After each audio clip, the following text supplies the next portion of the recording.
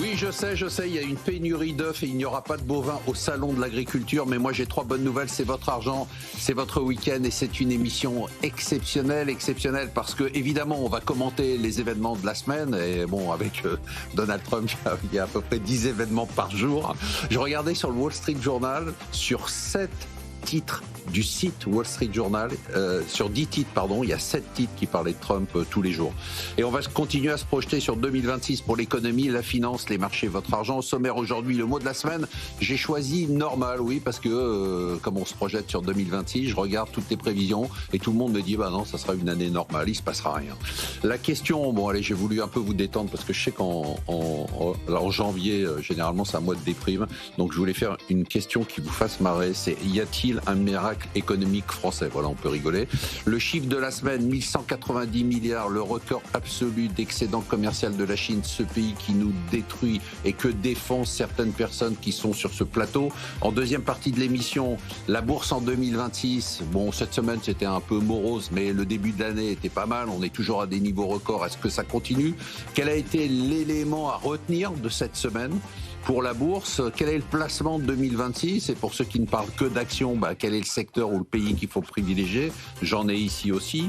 Le top ou le flop, évidemment, de la semaine. Le top 3 des gérants. On a remis les compteurs à zéro. Vous avez vu, sur 2025, on a eu des très belles performances quand même. On a eu 2 gérants qui étaient quasiment à 40%. C'est quand même pas mal. Sébastien Lalvé et Frédéric Rosier.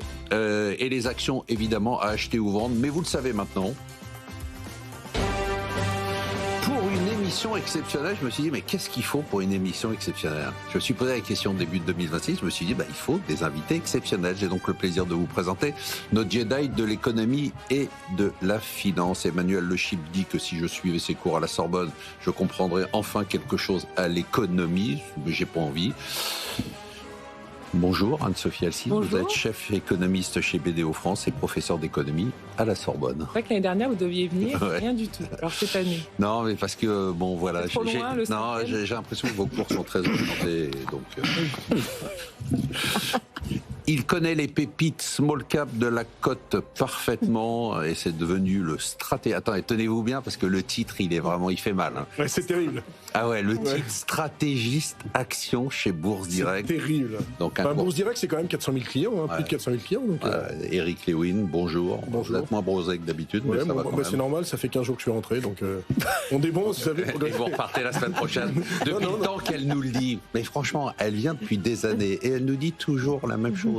America First, investissez aux États-Unis, si seulement on l'avait écouté. Et puis maintenant, elle nous dit investissez global parce qu'elle a des fonds globaux. Virginie Robert de Constance Associée avec des très belles performances pour 2025, bravo, notamment sur votre fonds global. Oui, tout à fait. Malgré la baisse du dollar, il est belé en euros, donc voilà. Formidable. Alors, vous connaissez, j'imagine, la liste des monuments français, les plus célèbres. Bon, la Tour Eiffel, le Mont Saint-Michel, le Louvre, et puis Jean-Marc Daniel. Immense économiste, monumental économiste, Jean-Marc Daniel. Il n'est pas en grève. Bonjour. Bonjour. C'est la première fois que vous présentez un invité comme ça. Non, toujours. Est-ce que je peux faire une remarque par rapport à votre introduction? Par rapport au Mont Saint-Michel, je sens qu'il a un truc à dire sur le Oui, vous avez parlé d'année normale. J'invite les auditeurs téléspectateurs à écouter les vœux du général de Gaulle, auxquels vous m'aviez comparé à une certaine époque, du 31 décembre. Ça reviendra. Oui, j'espère, du 31 décembre 1967. Ok.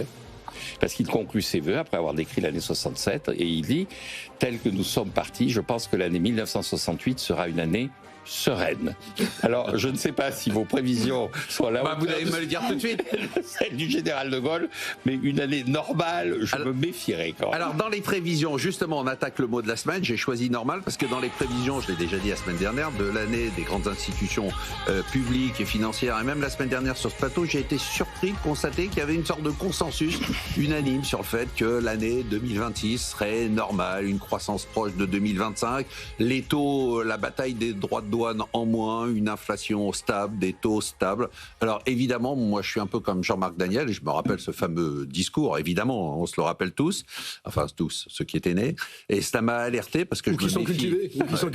Oui, il y a deux types de gens, il y a des gens pour qui c'est des souvenirs, alors, il y a quand même des gens autour de la table pour qui c'est de l'histoire, soyez de l'histoire lointaine. lointaine, de la préhistoire. De la préhistoire. Et comme je me méfie des consensus, parce qu'ils ont toujours tort, je me tourne vers Anne-Sophie Assif et je lui dis, est-ce que l'année économique, au niveau mondial, au niveau européen et en France, sera normale?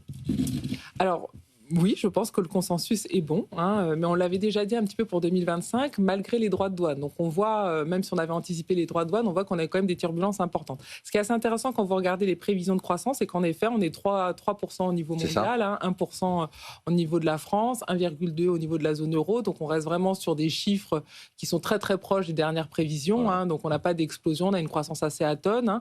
La surprise quand même, on en a assez parlé sur ce plateau, c'est les États-Unis. Pas de récession aux États-Unis. On l'avait vu dans les prévisions, parce qu'il y a un acquis de croissance qui était colossal à plus de 3%. Donc, à part une guerre, c'était impossible qu'il y ait une récession aux États-Unis. Une croissance qui tient beaucoup mieux de prévu à 2%. On a fait le calcul. S'il n'y avait pas eu les droits de douane, on aurait été plutôt à 3,5, 3,6. Donc, ils perdent quand même quasiment la moitié de leur croissance qu'ils auraient pu avoir s'il n'y avait pas eu les droits de douane, mais rattrapés par l'effet investissement massif en intelligence artificielle qui a un petit peu sauvé la croissance américaine et l'effet richesse, et donc qui a sauvé aussi la croissance mondiale. Alors, pour la zone euro, parce que c'est ça qui nous intéresse. Alors, ce qui est intéressant, je vous interromps parce que vous parlez des États-Unis. Oui. Sur les États-Unis, c'est la seule zone où il y a des différences de prévisions. C'est-à-dire, j'ai vu des prévisions à 1,8%, j'ai vu des prévisions à 2,8%. Oui, c'est vraiment les États-Unis. Pourquoi ? Parce que déjà, il y avait comment les droits de douane vont avoir un impact. Oui. Nous, c'est vrai qu'on regarde beaucoup les sous-jacents de la croissance, et c'est vrai qu'il y avait un énorme phénomène de stock, donc avant qu'il arrive au pouvoir. Donc, c'est vrai qu'il n'y allait pas avoir d'impact des droits de douane en 2025, ça c'était quasiment sûr. Mais pour 2026, la fourchette c'est sur 2026. Voilà, exactement. 2026, il pourrait y avoir plus d'impact, mais on voit que sur les secteurs qui concernaient, même s'il y a des hausses de prix, pour l'instant, les marges restent là. Et comme on a quand même un marché qui reste dynamique parce qu'on n'a pas d'effondrement de la croissance, finalement, il n'y a pas l'effet demande qu'on annonçait, donc pas un effondrement. À mon sens, on le verra plus en 2026 sur vraiment la conséquence sur la demande américaine. Donc vous êtes dans la ligne de l'année normale. Dans la ligne. Et surtout, ce qui est assez intéressant, c'est l'aspect investissement, notamment en zone euro, puisque c'est vrai qu'on avait 2 années d'investissement en berne avec une contribution négative à la croissance, notamment pour la France. En 2026, ça repart avec une contribution positive. Et surtout, on a quand même un phénomène de réinvestissement partout en Europe. L'Allemagne avec le plan de 500 milliards, l'Italie et l'Espagne qui vont très bien parce qu'en effet, ils ont le plan européen et qu'ils investissent énormément beaucoup. Les pays de l'Est qui réinvestissent, bon, bien sûr, c'est dans la défense, mais on a un investissement. Et donc, on voit que cette variable de l'investissement qui était quand même très secondaire par rapport à la consommation des ménages redevient positif. Donc, c'est elle, général de Gaulle, c'est pas vous, hein? Parce qu'elle dit l'année sera normale, sereine. Que dit Jean-Marc Daniel? Écoutez, Jean-Marc Daniel, il dit 2 choses. D'abord, il commence par dire je ne suis pas Madame Irma, ce qui lui permet d'évacuer après les critiques potentielles. Bon, déjà, ça c'est trop facile. C'est facile. Je reconnais, c'est facile. Je reconnais, c'est cette facilité. Alors, une fois qu'on a, je reviens sur ce qui va être l'année donc en cours. D'abord, ce qui me frappe, c'est que quand on fait le bilan de l'année 2025, vous regardez, il y a la Banque de France qui vient de sortir un état des lieux et qui dit on avait annoncé 0,9, 1% de croissance en 2025 et puis tout le monde nous est tombé dessus en disant vous êtes totalement irresponsable, c'est scandaleux, et donc au mois de juin on s'est dit il faut qu'on se mette dans le consensus. Ils ont redescendu leur prévision de croissance et puis là maintenant, et donc Olivier Garnier, le responsable des études économiques de la Banque de France, dit finalement on avait assez bien vu ce qui allait se passer. Franchement, entre 0,6, 0,9, 1,2%, on n'est plus dans une phase de croissance. On est dans une phase... mais c'est important pour le déficit. Oui. Alors, on est dans une phase qui est une phase de stagnation sans récession. Et donc, je pense qu'on s'installe en Europe dans cette situation. Et aux États-Unis ? Alors, aux États-Unis, moi, ce qui me frappe, c'est quand même aux États-Unis, c'est la réduction assez spectaculaire du déficit budgétaire. On est passé des 750 milliards qui étaient l'héritage de la gestion Biden à 600 milliards dans les derniers chiffres, qui sont liés à l'augmentation des impôts. C'est-à-dire que les droits de douane, c'est que... Donc Trump nous dit, voilà, grâce à moi, on a récupéré 150 milliards, l'Amérique a gagné 150 milliards. Grâce à lui, les Américains ont payé 150 milliards d'impôts supplémentaires.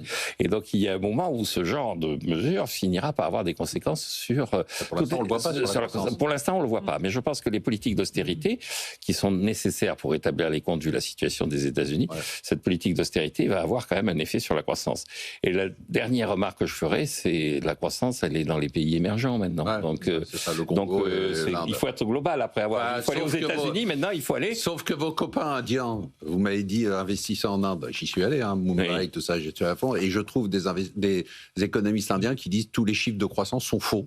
Donc oui, ça, vos c'est vrai. 6 ou 7%, Ça, c'est vrai que les chiffres vos sont 6 faux. ou 7% sont totalement bidons. Oh, oui. Et Mais, en fait, vous faites investir dans un pays... Non, mais les chiffres de tous ces pays-là, d'ailleurs, sont plus ou moins faux. Mais l'important, c'est de voir un peu la dynamique qu'il y a derrière tout ça. C'est-à-dire que je disais la dernière fois que j'étais sur ce plateau que l'avenir, c'est le paysan indien. Le paysan indien va continuer à devenir, à court, moyen et long terme, un ouvrier avant de devenir un ingénieur, ce qu'il est déjà en partie. Donc c'est là qu'il faut aller. Il y a un pays qui, en ce moment, est en train de faire le... Oui, c'est aussi le Congo, mais il y a un autre pays qui est en train d'émerger dans les prévisions internationales, c'est le Vietnam. Quand vous regardez les pays qui ont normalement eu plus de 6% de croissance l'année dernière, même si les chiffres sont extrêmement fragiles, c'est donc l'Inde, l'Indonésie et le Vietnam. Donc c'est là qu'il faut aller. Que disent les entreprises? C'est année normale ou pas? Oui, année normale pour les. En France, si vous voulez, sur 2026, bien sûr, les boîtes du CAC 40 qui font 30% de leur chiffre d'affaires en France, il n'y a pas de souci, ça va bien. Ça va bien aussi du côté des PME cotées. Ah bon? Okay. La rentabilité devrait augmenter. Il y avait une rentabilité de 5,4% l'an dernier. On devrait avoir 6,8% avec une progression de la croissance.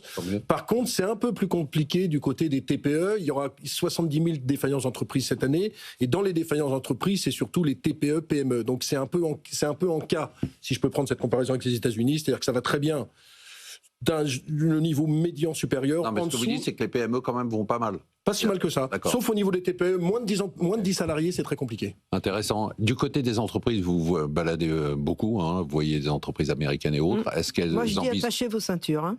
Ah bon? Ah oui, surtout aux États-Unis, parce qu'il y aura de la différenciation. Mais non, j'avais déjà dit l'année dernière, il y a de la différenciation, parce on a eu ce moteur d'investissement, mais maintenant ce moteur d'investissement, il ne peut pas être répliqué à l'infini. Et donc, il y a une grosse question sur la consommation. Ouais. Et la consommation, c'est le plan Trump. Ouais. Voilà. Et si le consommateur, s'il réussit effectivement à redonner... Il y a le fameux sujet de l'affordability, du pouvoir d'achat aux consommateurs. Ça, c'est bingo, s'il y arrive. Et donc, je dis, il faut qu'il y ait ce relais. Parce que l'investissement, en plus, maintenant, il faut que ça soit monétisé. Il faut commencer. Bien sûr. Tranquillement, parce que c'est de l'investissement à long terme. Mais donc, moi, je dirais pas. Enfin bon, moi j'aime bien regarder par différenciation. Globalement, je dirais que ça va être un peu secoué. Ouais, on a le sentiment qu'aux États-Unis, quand on regarde le PIB, on a le sentiment que 25% du PIB, c'est quand même l'intelligence artificielle. Ouais. Il ne faudrait pas qu'il y ait un ralentissement, voire un crack de l'intelligence artificielle aux États-Unis, parce que les prévisions de croissance, sinon, seraient à mon avis complètement erronées. Surtout moi, sur le gros risque est là. Ouais. Allez, on passe tout de suite à la question macro. Allez, j'ai voulu vous détendre un peu, et surtout comme Anne-Sophie qui défend toujours la France. C'est un quand même, Michel Sardou, c'est pas possible. J'adore. Mais pourquoi vous n'étiez pas d'autres chanteurs Beko? C'est pas Asvin Beko. Y a-t-il un miracle économique français? Alors là encore, on entend une petite musique. C'est super, la France, on a fait mieux que prévu. Même Jean-Marc Daniel dit regardez, c'est 0,6, on a fait 0,9, c'est formidable. Et moi, je dis globalement que c'est complètement naze parce qu'il faut ramener ça au déficit public. Et moi, j'ai appris dans le peu de cours d'économie que j'ai fait qu'il y avait ce qu'on appelait le multiplicateur budgétaire et que quand on dépensait de l'argent et qu'on investissait, ça devait créer de la croissance. Donc, produire moins de 1% de croissance avec 5,3% de déficit budgétaire, je dis que c'est un désastre. Et vous, Anne-Sophie? Non, parce que justement, en économie, certes, vous l'avez dit, il y a ce fameux multiplicateur, mais pas seulement. Déjà, sur ce taux de déficit, vous avez raison, on a ce fameux taux à 5% en France, très très fort déficit. On n'est pas les seuls. Il faut regarder nos amis frugaux, qui souvent disent, nous, on a des finances publiques très bien gérées, des pays comme l'Autriche, par exemple, on est quasiment à ce niveau de déficit. Vous voyez, le Royaume-Uni, ils sont à 4%. Les États-Unis, n'en parlons pas. Donc, on a eu, depuis le Covid, un vrai phénomène de surendettement. Voilà, c'est pas que la France qui a été touchée.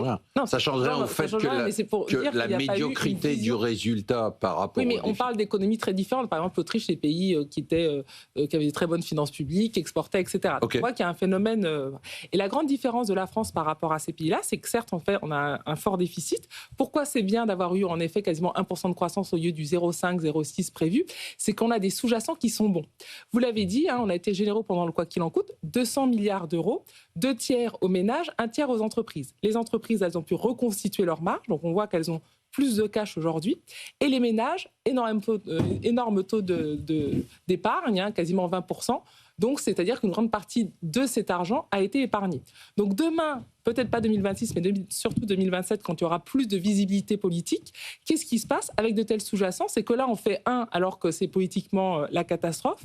Eh bien, avec des entreprises qui ont reconstitué leur marge et qui ont du cash, elles peuvent investir. Oui. Et de l'autre côté, les ménages, avec autant d'épargne, peuvent reconsommer. Anne-Sophie, et donc, mais vous avez encore c'est-à-dire avec une dette qui explose, avec un financement de la dette qui explose. Qu'est-ce qui s'est passé? Pourquoi on est dans de la croissance à crédit. C'est pas, alors, oui, mais c'est pas que les États-Unis, c'est pareil, le Royaume-Uni, c'est pareil. Tous les pays développés ont une croissance à crédit. Il n'y a que la Chine qui, avec ses aidants, voilà. Mais tous les autres pays, c'est. Quand on regarde ce qui se passait avec le quoi qu'il en coûte, pourquoi on est arrivé dans cette situation? Sur ces 200 milliards, le gouvernement s'est dit une grande partie va être consommée et investie. Ouais. Et ce n'a pas été le cas à cause de la crise politique qui a été provoquée. Et donc, alors qu'on attendait du 1,5, 1,4, et donc là, on aurait pu avoir un déficit autour du 3,5, 3,8, on a ce 5%. Et donc, c'est dû juste au fait que la crise politique a obéré l'investissement et la consommation. Mais les sous-jacents sont là. Et l'épargne. Et donc, les sous-jacents sont là. Donc, si demain, politiquement, on en sort, vous pouvez vraiment avoir une... Alors, on n'aura pas 3% de croissance, mais en tout cas, on peut avoir du 1,5, et là, c'est un impact direct sur le déficit. Très intéressant. Ma remarque de dire que, globalement... Alors écoutez, attendez, juste un truc avant que vous lanciez, parce que je sais que j'en ai pour un quart d'heure, donc je vais en passer une. Il a bien un quart d'heure. Et la question, c'est aussi, je veux dire, cette histoire de croissance potentielle, c'est-à-dire du fait aujourd'hui qu'on n'est pas capable, et vous avez raison, vous dites tous les pays sont dans la même, on n'est pas capable de produire de la croissance sans déficit public.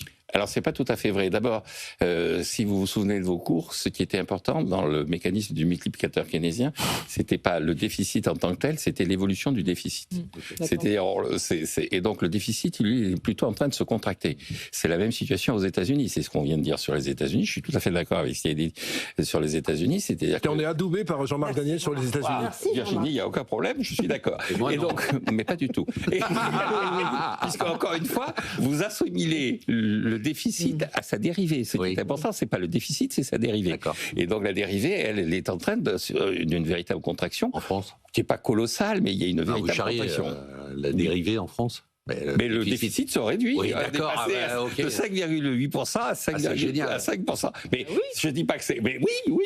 D'accord. Tout le monde est d'accord. La tendance est bonne. Donc la dérivée. Tout le monde n'est pas d'accord du tout. Produire de la croissance, 1% de croissance avec 5% de déficit, c'est génial. Non, c'est produire de la croissance avec une réduction du déficit de 0,8 points, c'est déjà pas si mal que ça. Alors, pourquoi en revanche, pourquoi je pense qu'il y a deux choses qui sont inquiétantes? Parce que sur l'histoire de l'épargne, vous savez que moi, je suis un grand défenseur de l'épargne. Et la situation d'épargne d'un pays se mesure à sa balance des paiements courants. Moi, ça, je crois qu'on l'a compris. Vous avez fini par comprendre. Ça m'a mis du temps. Au bout de 10 ans, j'ai compris. À chaque fois, je dis ça. Et donc, je regarde la balance des paiements courants de la France. Nous étions à l'équilibre en 2024. Nous sommes en déséquilibre en 2025. Faible, 15 milliards, entre 10 et 15 milliards d'euros, on verra les chiffres définitifs, mais vous regardez le dernier trimestre mesuré, c'est-à-dire le troisième trimestre, on n'a pas encore les chiffres, on est sur une tendance cette fois-ci de 3 milliards par mois de déficit, c'est-à-dire 12 milliards par trimestre, c'est-à-dire... La dérivée, là, n'est pas bonne. La dérivée, là, n'est pas bonne. Et donc, il faut effectivement rétablir le niveau d'épargne, et donc il faut effectivement se poser la question de savoir comment est-ce qu'on peut rétablir l'épargne dans une situation où tout le monde est persuadé qu'il y en a trop alors qu'il n'y en a pas assez. Il y en a beaucoup du côté des ménages quand même. Oui, mais justement, il faut que les ménages utilisent cette épargne non plus pour financer le déficit budgétaire. Et ça, si on réduit le déficit, c'est déjà une bonne chose, pour véritablement financer un investissement qui pour l'instant est à l'entour de 20-21%. On a fait mieux dans certaines époques. Mais ce qui m'a le plus inquiété dans les documents de l'actualité, c'est la petite enquête de la BPI sur l'âge moyen des chefs d'entreprise. C'est-à-dire que désormais, en 2025, il y a plus d'un quart des chefs d'entreprise qui ont plus de 60 ans. Et quand on les interroge, comment vous envisagez la suite ? Vous vous apercevez qu'il nous l'envisage. On est toujours très jeune. Oui, j'entends bien, mais on peut envisager... Même à 70. Jean-Marc. Je suis tout à fait d'accord avec vous. Néanmoins, on peut envisager une suite. Oui. Or, apparemment, d'après l'enquête de l'API, ils sont dans l'incertitude vis-à-vis de la suite. Ils ne savent pas ce que va devenir leur entreprise et ils ont du mal à trouver effectivement des repreneurs, des successeurs, des gens qui peuvent faire durer leur entreprise. Et donc, je pense qu'un des problèmes de la France, d'ailleurs, Janet Yellen y avait dit aussi sur les États-Unis, un des problèmes, c'est la perte de l'esprit entrepreneurial. Et donc, le véritable enjeu, c'est de rétablir l'esprit entrepreneurial dans les pays occidentaux. Bon, je vous reconnais plus. Parce que quand on regarde le nombre de créations d'entreprises par an, on est un des pays d'Europe qui créent le plus d'entreprises. Après, au bout de 2 ans, là, c'est plus compliqué. Donc, de dire il n'y a plus d'esprit entrepreneurial, voilà, je pense que... Nombre de faillites, il y a beaucoup de micro. 70 000. Non, mais c'est toujours le verre à moitié plein. Non, c'est pas le verre à moitié plein, c'est que là, vous avez déjà un énorme stock Covid, donc d'accord. Et après, en effet, je suis d'accord qu'il y a une augmentation des faillites, notamment sur les ETI. Moi, plutôt vos chiffres de croissance 0,6, 0,7. Cette année, on va financer 310 milliards. Il faut trouver 310 milliards, mon cher Marc, pour la France, dont 170 milliards d'obligations qui arrivent à échéance avec un taux qui va augmenter. On était à 1,5 sur les anciennes, on sera à 3,2. Pour moi, c'est ça le véritable problème. C'est le problème du marché obligataire. C'est pas de savoir si on est à 0,8, 0,9. Non, mais c'est pas vrai ce que vous dites. C'est un gros problème. Oui, mais 0,6, 0,96, c'est important. C'est-à-dire que là aussi, on parlera de la Chine en deuxième partie, c'est pas grave. Là aussi, je me retourne vers vous, Anne-Sophie. Est-ce que vous êtes d'accord avec moi, alors vous dites pas partout, sur le fait qu'aujourd'hui, vous disiez vous-même, vous avez dit, il n'y a pas que la France, on n'arrive pas à avoir de croissance naturelle.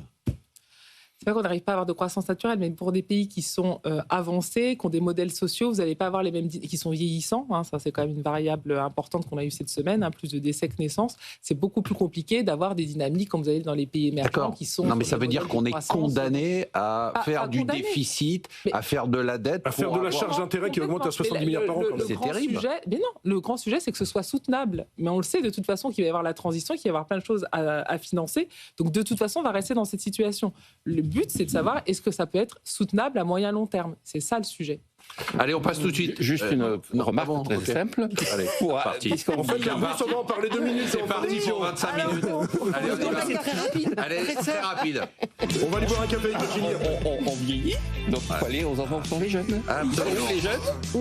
Ils sont où les jeunes? Ils sont au Congo.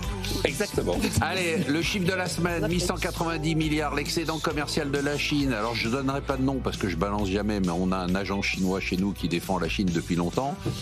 Juste avant de lui passer la parole, et puis on complétera en deuxième partie, c'est quand même un tsunami, quoi. Oui. Tsunami, surtout, nous, moi, ça fait 15 ans quand je regarde vraiment les chiffres, la valeur ajoutée dans leurs exports, comment ils se mènent sur les chaînes de valeur, comment ils ont de plus en plus de chaînes de valeur haut de gamme, comment ils ont l'entièreté des chaînes de valeur au niveau mondial. Là, ce qu'on voit depuis le Covid, qu'il y a vraiment une accélération et la volonté, par rapport au plan industriel d'avant Covid, d'aller sur absolument tous les secteurs de l'industrie, et même sur le très haut de gamme, et pas forcément que sur ce qui est stratégique, automobile, etc. On le voit par exemple dans le secteur des médicaments.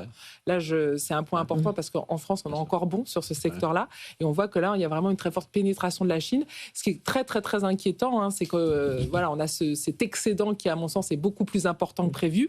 Et donc, avec cet excédent qui est complètement du cash, c'est pas de la dette par rapport à nous, c'est du cash, eh bien, ils peuvent financer, subventionner toutes leurs économies. Absolument. Et donc nous, à nos dépens. On peut complètement à nos dépens et en ne respectant absolument aucune règle. L'ennemi, c'est la Chine, c'est pas les États-Unis. En tout cas, pour l'Europe aujourd'hui, comme on est vraiment un principal débouché, oui, beaucoup plus la Chine. Je me tourne vers notre ancien maoïste. L'ennemi, c'est la Chine, non? Pas du tout. Pas du tout. Alors d'abord, il y a plusieurs niveaux dans les 25 minutes que vous m'avez avoué. Vous avez bien compris. Vous avez 2 minutes. D'abord, je rappellerai qu'à la fin du 19e siècle, il y avait déjà l'expression du péril jaune. C'était déjà les Chinois. Et il y avait une formule célèbre d'un écrivain de l'époque qui s'appelait Paul Bourget, qui était « Vous pensez que nous allons nous en sortir? Non, parce que l'ouvrier à 5 sous vaincra l'ouvrier à 5 francs. » Oui, bon, enfin, c'est pas grave, il a eu raison, mais un peu tard. Non, il n'a pas eu raison. Il a eu tort sur le timing. Il a raison aujourd'hui. Non, en 2025, parce qu'après, les vrais économistes de l'époque avaient dit, écoutez, le véritable enjeu dans tout ça, c'est effectivement le fait que la Chine, parce qu'elle coûte moins cher, fait baisser les prix, donc elle donne du pouvoir d'achat. Et parce qu'elle exporte beaucoup, elle récupère du pouvoir d'achat. Et donc elle-même, progressivement, elle va changer. Son économie va évoluer. Et c'est ce qui se passe. L'ennemi, c'est la Chine ou pas? Non, c'est pas du tout la Chine.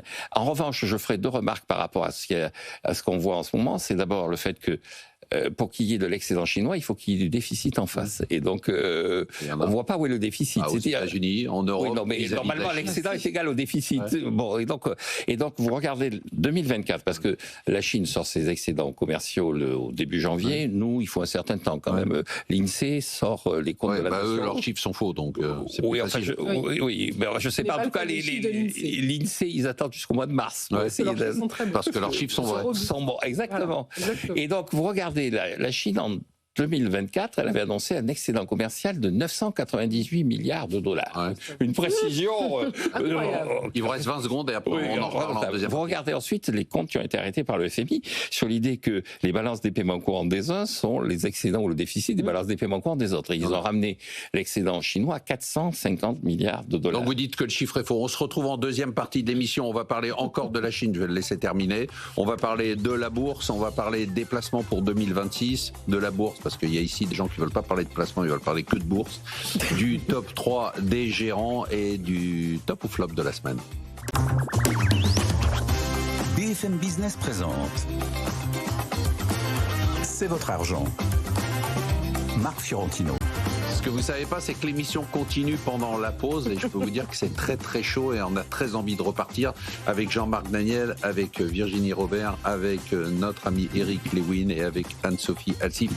Avant de parler de marché, je reviens vers vous, mon cher Jean-Marc. L'ennemi, c'est la Chine. L'ennemi, c'est pas du tout la Chine, parce que l'ennemi, c'est la Chine dans une vision du commerce international où il y aurait effectivement un pays qui ferait tout. On en revient aux avantages absolus d'Adam Smith. C'est le cas.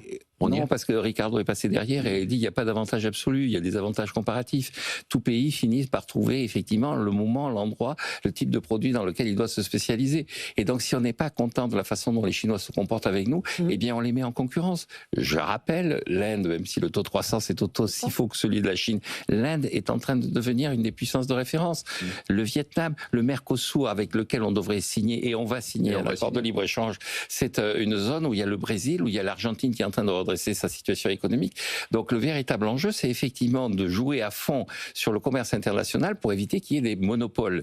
Donc, ce qui est dangereux, c'est pas la Chine, c'est le fait que sur certains types de produits, il y ait un pays, une entreprise, un secteur qui soit en situation monopolistique. C'est le cas quand même sur pas mal de produits. Vous n'êtes pas gêné par le fait que ce soit un pays qui respecte aucune règle? Écoutez, il respecte aucune règle. Aucune.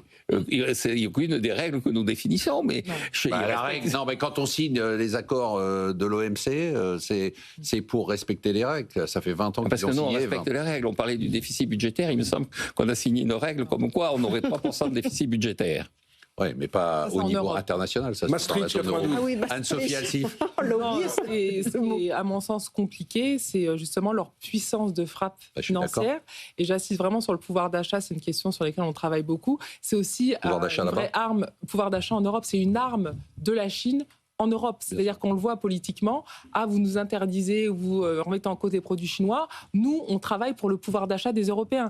Et donc, c'est pour ça qu'on reste désindustrialisés, qu'on leur donne notre argent et que donc c'est pour ça qu'ils ont 1000 milliards d'excédents et qu'ils peuvent subventionner massivement leur économie pour vendre des produits, des montures de lunettes à 2 € et autres. Et après, on dit, oh là là, les pays européens ou autres ne sont pas compétitifs. Non, en fait, vous ne pouvez pas être compétitif, puisque là, on a un système qui n'a rien à voir avec l'économie de marché ouverte, l'innovation, etc.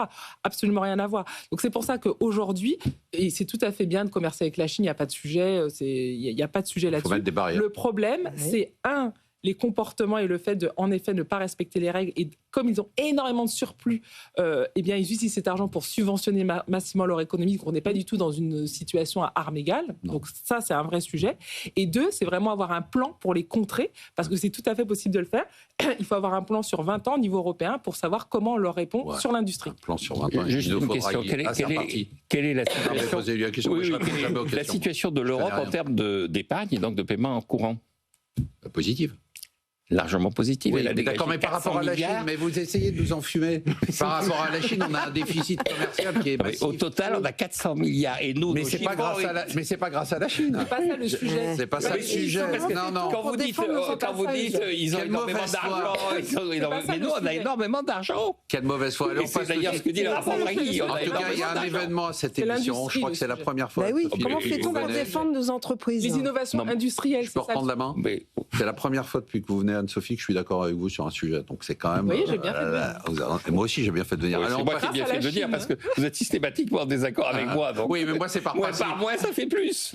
Allez, on passe tout de suite au marché. Et là, on va se tourner vers les gérants, vers des gens Ils peuvent pas parler ils parlent de rien, ils peuvent pas parler de croissance. Je leur demande de parler de placement, ils me disent mais non mais le placement nous on fait la semaine a été moyenne, elle a été médiocre, il y a rien de spécial, mais le début de l'année est plutôt pas mal, hein. On est des performances sur les indices qui sont au-dessus de 1 ou 2%, avec évidemment le Japon qui est très largement en tête et l'Eurostock qui fait un beau parcours. Comment vous voyez la suite des événements? Déjà sur les marchés, me dites pas non, il faut regarder les actions, les secteurs, je regarde pas les indices. Mais non, mais qui dit qu'on ne regarde pas les indices? Bien sûr qu'on regarde les indices. Quand même. Moi, je trouve qu'on est un petit peu quand même en manque de catalyseurs. On a le sentiment que l'intelligence artificielle aux États-Unis fait moins rêver. Alors, c'est vrai qu'elle a été supplantée cette semaine par de nombreux IPO sur la bourse de Hong Kong et sur la tech chinoise qui s'en sort bien. Encore les Chinois.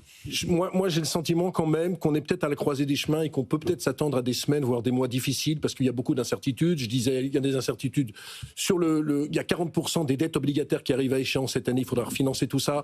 Il y a le problème de l'intelligence artificielle qui représente 20-25% du PIB. Il faut s'interroger. Trump, même si vous l'adorez, il y a quand même des incertitudes. Pas sur le Groenland et sur l'Iran, mais sur Powell. Qu'est-ce qui va se passer avec Powell? Même si vous l'adorez. Bah oui. Par un mois de mai, C'est quoi ce procès d'intention? Attendez, depuis un an, Marc, vous ne cessez de dire tout est logique dans la politique économique de Trump. Mais je ne l'adore pas. On va en parler parce que j'aime bien le sujet. C'est pour ça que je l'adore pas. Je dis simplement que ce qu'il fait correspond à un plan. Il a un plan, une stratégie, une tactique. Mais vous pensez qu'avec Powell, il y a un plan? Oui. C'est déstabiliser Powell avec les travaux à la fin. Alors, je peux vous dire un truc. Pour Powell, par un mois de mai. Powell, c'est très clair, c'est ce que j'ai expliqué ce matin sur le plateau vendredi, c'est qu'en fait, il veut faire peur au prochain patron de la Fed et au prochain gouverneur en disant, voilà, Powell, je l'ai nommé, il n'a pas été aux ordres. Regardez ce qui peut se passer. Et donc, le prochain qui va venir va se dire, au moindre jour, la fois où je ne vais pas faire la baisse des taux qui va... Donc, il est en train de terroriser les terroristes. Je vais faire un peu mon Jean-Marc Daniel, mais la dernière fois qu'il y a eu un événement comme ça, c'est dans les années 70 avec Nixon et un patron de la Fed qui s'appelait Arthur Burns. Il lui avait forcé à baisser le taux d'intérêt. Et qu'est-ce qu'il y avait eu aux États-Unis 3 années après? Une hyperinflation. Donc, c'est hyper dangereux quand même cette stratégie de déstabiliser un patron de la Fed. Dans un contexte global inflationniste. Sauf que cette semaine, Marc, et j'en aurais terminé. Sauf que Jean-Marc Daniel nous dit il n'y a pas d'inflation, il n'y aura jamais d'inflation. Mais on est quand même à 2 Moi, c'est ma base. Moi, tout mon raisonnement économique est basé sur ça.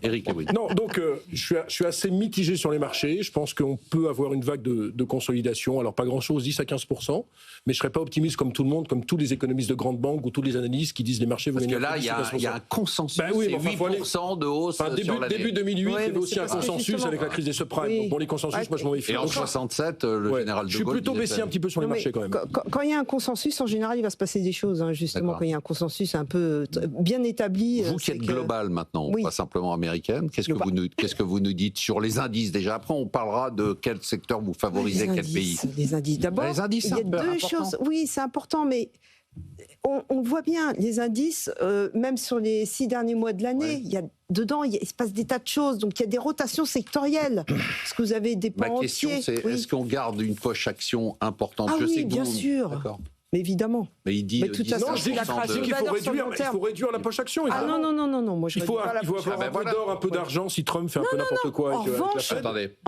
ce contenu, il va falloir être très vigilant et très actif et très tactique.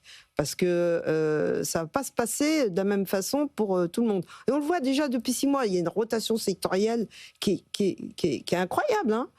Alors, c'est plus vrai aux États-Unis qu'en Europe. Forcément, parce qu'en Europe, il n'y a pas de tech. Donc, c'est plus... on peut pas faire une rotation de rien du tout. Donc, voilà. Mais, si je peux me permettre, oui. Il y a un peu d'ASML de SAP quand même. Oui. Il y a quelques-unes, mais bon, c'est rien à voir par rapport au marché américain. Donc, oui, ça va être... ça va être... Un des drivers l'année prochaine. Et surtout, je reviens sur mon sujet, parce que Trump, si on peut en parler quand même, moi, je pense qu'il y a une échéance au mois de novembre. Et ça, c'est fondamental. Parce que lui, il a cette fenêtre de tir. Et si il perd du power, parce que Trump, c'est quoi? C'est le leadership. C'est lui, Powell, l'histoire de la Fed, il dit quoi? Il dit, c'est qui le boss? C'est ça. Voilà. Et c'est moi le boss, c'est tout. Et il fait comme ça partout. C'est moi le boss. Regardez Taïwan cette semaine où il négocie finalement du 15% sur les tarifs, en contrepartie d'investissements de plusieurs centaines de milliards, effectivement, sur le sol américain. C'est tout comme ça. Donc lui, il est en leadership, c'est le leader. Et à partir de novembre, s'il perd la Chambre des représentants... Et là, il pourra plus. Donc il a une fenêtre de tir, d'où toutes les annonces là, récente, on en parlera dans Top Flop tout à l'heure, mais et ça c'est très important parce que c'est le sujet, donc investissement, consommation. Juste une seconde, si vous êtes capable de le faire en une seconde. Vous êtes d'accord ? Moi, je pense qu'il va y avoir je suis d'accord avec Virginie, c'est lui le boss jusqu'à novembre. Et donc, il va mettre la pression sur la Banque centrale pour baisser vraiment les taux d'intérêt. Vous pensez que oui ou non ? Oui, je pense qu'il l'a déjà dit. Donc, voilà, c'est assez. Mais vous voyez des baisses de taux significatives ou pas ? Alors, moi, je ne pense pas significatives. En tout cas, je pense qu'il va essayer de faire monter la pression. Okay. Après, c'est vrai qu'on le voit historiquement. Hein, souvent, il va sûrement perdre les élections. Ouais. La question qui sera assez intéressante, c'est peut-être dans quelle proportion. C'est-à-dire que vraiment, est-ce qu'il va perdre une grande partie de ce fameux électorat qui est touché par l'inflation, qui est touché par les licenciements, enfin, qui a vraiment le fort Dibility, ou finalement pas du tout. Et donc c'est ça qu'il va regarder. Et en fonction de ça et peut-être des sondages quelques semaines avant, une pression qui va s'intensifier fortement sur la Fed. Comme je répète tout ce que vous dites à chaque fois sur l'inflation en disant qu'il n'y a pas d'inflation, vous êtes d'accord sur le fait que les États-Unis vont continuer à baisser leurs taux de façon significative? Non, il n'y a pas d'inflation au sens hausse durable et générale des prix, mais quand vous mettez des impôts indirects, ce que sont les droits de douane, vous faites monter les prix. Donc vous avez un indice des prix qui augmente, mais vous n'avez pas d'inflation, en sens que vous n'avez pas cette dynamique de répercussion et tout ça, et bon, comment il y avait dans les années 70. Donc on peut baisser les taux ou pas? Alors, on peut baisser les taux parce que la hausse des taux ne permet pas de réduire cette hausse des prix. C'est-à-dire, le véritable problème pour moi, c'est qu'il n'y a pas d'inflation, mais on se tourne vers la Banque centrale en disant vous allez lutter contre l'inflation. Ouais. Donc, effectivement, on se tourne vers le mauvais outil avec des conséquences qui sont négatives pour l'économie. Il ne faut pas faire de droits de douane plutôt que d'augmenter ou de baisser les taux. Moi, je pense qu'il faut faire des droits de douane en Europe contre la Chine. Allez, le placement de la semaine, évidemment. Alors, j'oublie. Vous pourriez le dire un peu plus haut pour que les téléspectateurs l'entendent. Parce que vous êtes protectionniste. Non. Je suis pas du tout protectionniste. Je suis pour un équilibre des forces. C'est-à-dire que si quelqu'un ne respecte pas les règles, je fais la même chose que lui. Allez, le placement de la semaine. Comme je sais que vous allez me dire les deux, le placement, c'est que les actions. Mais on n'est pas à l'Impitous pour faire des stratégies d'allocation globale. Des actions. Moi, je ne crois pas en l'entreprise. Quel secteur, quel pays? Alors, quel secteur, quel pays? Moi, pays développé. Ok. Bon, je ne vais pas en Chine, justement, parce que je pense que la Chine, on revient, excusez-moi, mais c'est surproduction, surcapacité. Ils n'ont pas l'économie domestique, donc ils nous inondent. Donc, ce n'est pas suffisamment clair pour moi. Ok. Donc, pays développés, les États-Unis, l'Europe, la Scandinavie, le UK. Le UK, vous avez vu qu'il y a une amélioration d'ailleurs sur la croissance. Et ne pas oublier que le UK est toujours un pays pro-business, donc ça, c'est toujours important.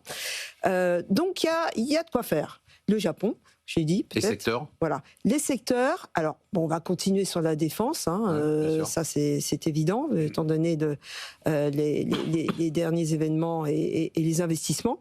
Alors, je pense que là, il y a des paris à faire, parce que justement, la consommation, s'il réussit son pari avec tout ce qui peut passer, et qu'effectivement, il donne un peu plus de pouvoir d'achat, il faut revenir sur des segments entiers dans la cote qui ont été pénalisés depuis 2 ans, que ce soit des biens de distribution courante. Alors moi, je parle aux États-Unis, la restauration, il y a plein de choses.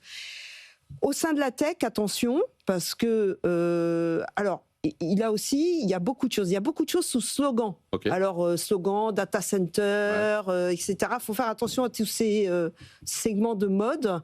Et en revanche, il y a des segments qui ont été pénalisés, par exemple les softwares. Les softwares, ça a été le premier dommage collatéral de l'intelligence artificielle. Et donc là, vous dites qu'il faut revenir. Et pas encore, peut-être pas encore, mais à surveiller. Donc ça nous donne quoi travailler. Eric. Europe, je suis assez inquiet sur les États-Unis, sur le Nasdaq. Je pense qu'on a besoin d'une baisse de 10 à 15% parce qu'on a des valos quand même complètement dingues. Non, et si le Nasdaq baisse de 15%, baissera. Non, je pense que Paris, ça dépend comment ça baisse. Dans une soirée, certes, mais je pense que l'Europe va mieux tenir.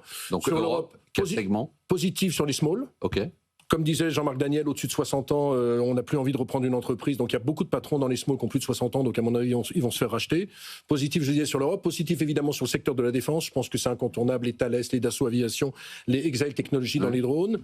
Positif également sur le service informatif. Je trouve qu'ils ont trop baissé. Moi, quand je parle avec des patrons de boîtes cotées de SN, ils me disent « Attends, l'intelligence artificielle, c'est plutôt un relais pour nous. » qu'une vraie disruption. Donc c'est les deux secteurs sur lesquels je suis. Sur le luxe, je suis un petit peu mitigé. Vous avez vu qu'hier, Richemont, les résultats étaient plutôt bons, chiffre d'affaires, et pourtant ça a baissé. Il y a beaucoup d'incertitudes sur le secteur du luxe, notamment avec la Chine, parce que je pense que la consommation en Chine est quand même bridée par l'immobilier, par tout ce qu'on peut voir. Donc voilà les deux secteurs sur lesquels je suis. Un peu d'obligations et un peu d'argent et un peu d'or pour jouer le cas où il y aurait une attaque sur le dollar parce que Trump fait n'importe quoi. Vous avez vu qu'en début de semaine, quand même, quand il y a eu toutes les histoires Trump et Powell, ça a un peu monté sur le 10 ans américain. Ouais. C'était pas énorme encore. Ça n'a pas beaucoup bougé. Pas beaucoup, mais vous avez raison. Mais l'or et l'argent avaient beaucoup monté ce jour-là. Allez, on passe tout de suite au top ou au flop. Alors je vais laisser Jean-Marc en dernier parce que comme il ne regarde pas le programme de l'émission, il ne sait pas qu'il y a le top ou le flop. Donc ça lui laisse le temps de se préparer. Donc je le sais. Anne-Sophie. Non, moi, c'était un flop un petit peu sur le discours de il n'y aurait pas un décrochage de l'Europe. On l'a vu un peu avec Krugman, je pense que vous avez regardé. On a un petit peu le débat, on avait eu avec Thomas Piketty, la taxe Zuckman. Donc en fait, l'idée de dire finalement l'Europe va pas si mal que ça, et donc on pourrait mettre en place des programmes, en termes de fiscalité et autres sur les entreprises parce qu'on est dans cette situation. C'est là où je pense qu'il faut faire très très attention. C'est vrai que quand on regarde les chiffres, moi je suis tout à fait d'accord. Vous dites souvent que je suis positive. On n'est pas du tout dans des récessions, des situations économiques catastrophiques, pas du tout. Mais on est vraiment dans une situation de décrochage, et notamment sur des profils comme la France où la majorité de l'argent est en effet aujourd'hui alloué aux retraites et à la protection sociale dans un contexte où on ne produit plus assez. Et donc qui va être sacrifié, c'est vraiment l'investissement dans un contexte de hausse des taux.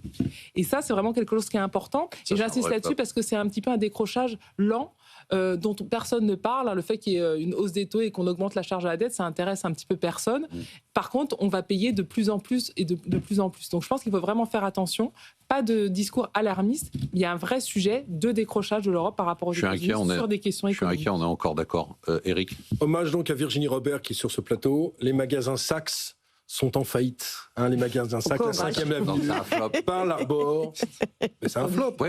C'est un flop. C'était le vaisseau amiral du luxe aux États-Unis. Ils avaient racheté Neiman Marcus. Ils sont 6 milliards de dettes pour 5 milliards de chiffre d'affaires. Donc, ça jette un pavé dans la mare. Et ça veut dire que tous les magasins comme ça, succursalistes, n'ont plus tellement vent en poupe aux États-Unis. Les gens préfèrent aller vraiment dans des boutiques propres de détail. Heureusement, c'est pas coté en bourse. Mais moi, ça m'a fait un choc parce que j'aimais bien aller chez Saks sur la 5e avenue à l'époque. Virginie. Top il ou m'a flop? déstabilisé. Mais non, sinon, elle aurait dit, il me prend sur mon boulot. Top ou flop? Alors, je ne sais pas si c'est un top ou un flop. Allez-y. C'est effectivement l'annonce de caper, de plafonner, pardonnez-moi, les taux d'intérêt sur les cartes de crédit donc aux États-Unis. Pour moi, c'est un énorme top. Alors voilà, donc le côté top, c'est que oui, franchement, avoir du 20-25% pour 36 aller sur les plus défavorisés. Ou 36 pour pouvoir aller s'acheter son déjeuner, de quoi se nourrir, etc., c'est quand même pas normal. Alors, on a vu les réactions en chaîne, effectivement, oui, des banquiers, etc., qui disent, mais attendez, ça va être contre-productif, ça va freiner l'économie parce que le consommateur, du coup, il y aura plus... Bon, je pense que ça, c'est un faux débat parce qu'à un moment donné, les banquiers, même à 10%, c'est quand même intéressant. Donc, nos amis banquiers, il va falloir qu'ils ajustent. On verra ce qui se passe, mais ça revient encore pour l'histoire du consommateur. Donc, c'est un énorme top et Jean-Marc Daniel est sûrement d'accord avec moi. Jean-Marc, top ou flop? Alors, c'est l'or, donc je ne sais pas si c'est un top ou un flop. Parce que c'est un top parce qu'il est à $4 l'once, mais c'est un flop parce que c'est les 50 ans de son expulsion du système monétaire international. L'or a été la référence ultime du 6e siècle avant Jésus-Christ jusqu'au mois de janvier 1976. Et en janvier 1976, à Kingston, en Jamaïque, les Américains ont obtenu, de la part de tous les ensembles des principales économies développées, le fait qu'on sortait l'or comme référence monétaire. Et donc, ça pourrait être un top s'il revenait, ça c'est mon souhait, mais je crois que c'est votre souhait, ça? Écoutez, on est allé aussi cette année, là récemment, interroger Alan Greenspan qui va avoir 100 ans. Ouais. Alan Greenspan a quitté la tête de la Réserve fédérale il y a 20 ans, et il y aura 100 ans au mois de mars, et donc on a fait une assez longue interview de lui. Il est encore apparemment... assez frais, mais bon. Et donc, il a dit que le bilan qu'il faisait de toute sa vie, à la fois de théoricien et de praticien, c'est que la grande erreur qui avait été commise, ça avait été de sortir l'or du système monétaire international. Et vous êtes d'accord avec lui? Et je suis d'accord avec lui. Allez, on passe au top 3 avec l'arrivée, vous en parliez, d'Alain Pitou, tout au top 7,8% Alain depuis le début de l'année, très en forme. Toujours Frédéric Rosier, 6,9% et Léa Dunant-Châtelet. Et maintenant, on va passer aux choses sérieuses. Et je voudrais une musique qui fait peur et qu'on affiche les portefeuilles de nos géants. Je commence par qui? Je commence par Virginie, non? Bah oui, allez Virginie, bah oui. vous êtes prête? Ça, je prends tout le temps de Alors, parole. vous avez du Amazon. Je garde. Vous avez du CrowdStrike. Je garde. Vous avez du Meta. Je garde. Vous avez du Dolby. Je garde. Vous avez du L3 Harris. Ah, ça, je garde, oui. Vous avez du Ralph Lauren. Je Oui. regarde ça derrière vous. Vous avez Ouais. du Zscaler. Ça, je vends. Bah, je fais un arbitrage. Je vais garder CrowdStrike dans la cybersécurité parce que justement, le software, c'est un peu compliqué. Donc vous revenez pas faire de tout la de suite place. sur les softwares. Ok, Starbucks, Je garde. Apple, Je garde. Omet, Omet. pardon. Oui. Omet Aerospace, je garde. Uber, Oui. Gildan, Gildan, oui. Sony, Sonai, non, Sony. non, Sonai, Rolls-Royce. Je garde. Rolls-Royce, c'est le dernier rentrée, évidemment, je garde. Qu'est-ce qu'on achète? Bon, on va acheter un vieux de la vieille, on va dire. Allez. On va acheter Disney. Ah ouais. Parce que Disney, ben oui, voilà. Voilà. Mais c'est sympa, ça nous fait sourire. C'est sympa, Mais Disney. ouais, mais C'est de l'animation. c'est des good quand vibes. même. Mais oui, parce que c'est quand même le leader. Notre jeunesse. C'est le leader de l'IP Eh oui. émotionnel, Eh oui. quand même, parce que Pierre il a Star Wars, il a Mickey. Est-ce que vous avez été voir Avatar? Je sais pas. Bon, bref. Donc il y a eu un recentrage sur l'organisation interne. Vous savez que l'ancien CEO est revenu, et donc là il y a un plan de rentabilité, les tout à parcs, fait. tout ça, ça Les repart, tout parcs, ça. le streaming, il y a une vraie amélioration. Donc déjà, au dernier trimestre, il y avait une amélioration. C'est-à-dire qu'il y avait une progression de 7% du chiffre d'affaires et puis une progression à 2 chiffres des bénéfices par action. Et c'est pas très cher. Voilà. Et Ça s'est je pense comment en 2025 à peu près? Oui, à peu près, mais c'est avant en fait. Elle est D'accord. quand même sur 5 ans, elle est basse. Elle a connu évidemment des difficultés. Ils ont annoncé récemment donc un investissement dans OpenAI à hauteur de 1 milliard. Ouais. C'est assez malin parce que en fait, c'est pas tellement d'investir dans OpenAI, c'est que OpenAI avec Sora, comme vous savez que je sais pas si vous l'utilisez, mais peut utiliser 200 personnages Disney sans la voix, mais ça permet à Disney quand même d'avoir un contrôle sur ce qui peut être utilisé et déjà dans la monétisation des innovations futures. Donc moi je trouve qu'il y a de la valeur parce qu'il y a évidemment cette valeur d'IP tout à fait Vous un m'avez mis de bonne humeur parce que Walt Disney, il y a cette bonne image. Bon alors maintenant j'étais de bonne humeur, mais maintenant je vais à nouveau la musique qui fait peur. Je suis désolé. Là c'est Eric Lewin. Il a du Dassault Systèmes, Eric Lewin. Il garde. Valourec. Il garde. Accor. Il garde. Compagnie de l'OD. Il garde. Bastide. Il garde. IP. Il garde. Pierre et Je Vacances. sors. Pourquoi? Non, parce que je trouve que la valeur est à son prix. Et les deux autres, Atos Vous et avez Rémi Cointreau. Atos. Ouais, j'y crois beaucoup. Rémi Cointreau. Je crois qu'on gagne bien sur Rémi Cointreau. Ouais. Et Atos, ça y est, vous pensez qu'on a passé le... Je pense que la restructuration est en de bonnes mains et qu'on peut doubler sur le cours. Ils ont eu des années tellement difficiles, sur 10 ans, ça fait quand même moins 99,98%. Ouais. Donc, après, il s'est passé tellement de il choses. s'est passé tellement de choses, mais la restructuration va mieux. La restructuration de la dette se passe bien. C'est bien passé, il y a des Elle est commandes finie. qui reviennent. Elle est finie. Elle est quasiment finie, il y a des commandes qui reviennent, donc plutôt positif. Et j'achète de l'Alten. Alten. R&D. Bah, vous aussi, un vieux de la vieille de la... Ouais, R&D externe. Ben justement, c'est parce que le patron, il a 70 ans, il vient de nommer un nouveau directeur général qui vient de Sopra, on est dans la R&D externalisée. Ce qui est à dire, c'est un dossier qui n'a pas fait grand-chose, qui doit gagner 8% en l'espace d'un an. Ça a été la grande star jusqu'à il y a 2 ans. Jusqu'à il y a 2 ans, où bien évidemment... grande star.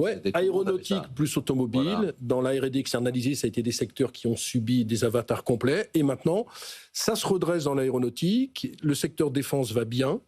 Le secteur énergie va bien, et donc on sent qu'il y a un bon momentum. Ils ont une rentabilité autour de 8,5%. Il y a 150 millions de cash.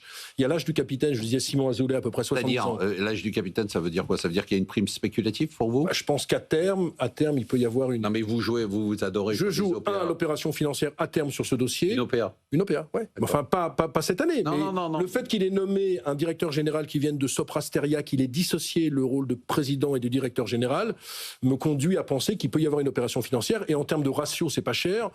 PER de 8, VE sur ROC de 6. Donc c'est un titre qui peut facilement gagner 25 à 30%, qui est complètement délaissé des investisseurs. Mais vous voyez le Syntec numérique, par exemple, qui est un peu qui donne la tendance, la référence. Les éditeurs de logiciels et sur le service informatique. Sur 2026, il y a quand même une croissance de 5 à 6%, alors que ça fait 3 ans un petit peu plus compliqué. Donc on sent très bien que ça va un petit peu mieux pour le secteur, notamment en France. Et tous les acteurs du secteur, les Obel, les Wavestone, vous disent que le secteur informatique va de mieux en mieux. Donc comme c'est l'une des moins chères, elle me paraît être intéressante de mettre en portefeuille. Virginie, ça vous a convaincu? Vous allez en mettre en portefeuille ou pas? Non. Pourquoi? Elle fait pas de France, Virginie, elle aime pas. Si, elle peut faire de la France. Qu'est-ce qu'elle a comme valeur française? Alors pourquoi non? Pourquoi ça vous convainc pas? Non, parce que les services informatiques, moi j'aime bien qu'il y ait l'aspect technologique qui prime plutôt que le conseil. C'est de la R&D externalisée quand même, c'est du conseil. Oui, mais justement, le conseil, et moi je regarde toujours, et ça serait intéressant, j'ai pas la réponse, je ne sais pas si tu le sais, mais le chiffre d'affaires par salarié dans ces sociétés, c'est un très bon indicateur. Le chiffre d'affaires par salarié. Par salarié. Je crois qu'il est pas mauvais. Oui, il est mauvais. Il est nettement au-dessus des ESN classiques. C'est-à-dire